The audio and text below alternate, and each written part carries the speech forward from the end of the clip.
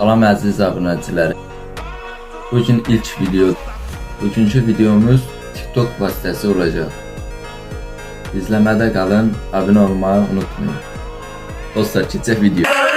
Gece gündüz hayalın gözümdeydi bağışla. Olabilsin bu eşle gözümdeydi bağışla. Bile bil ki senden elimdeydi kol.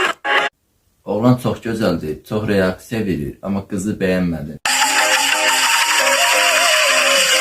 Güneşe dokunmayın, o benim sıcaklığım. Geceme dokunmayın, gecelerde ortağım.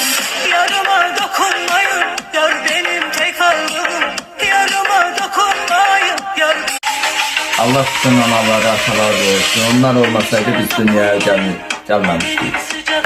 Ne kadar kardeşimiz verdiler öz canlarını, ettiler darmadağını Ermeni düşmanlarını. Anlama şehit anası görüp şehit kanlarını. O kanla gösteririz gayret Azerbaycan'da. O kanla gösteririz gayret Azerbaycan'da. Allah bütün şəhidlərimizə rəhmət eləsin. Sanlar budur iş,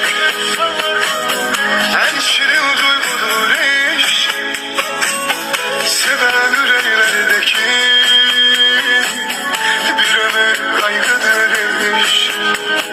Ben o divane adam, eşkimi arkamda dağım.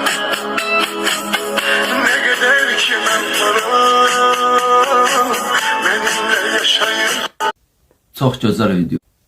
Bu videoya baxdıqca çox pis oldu.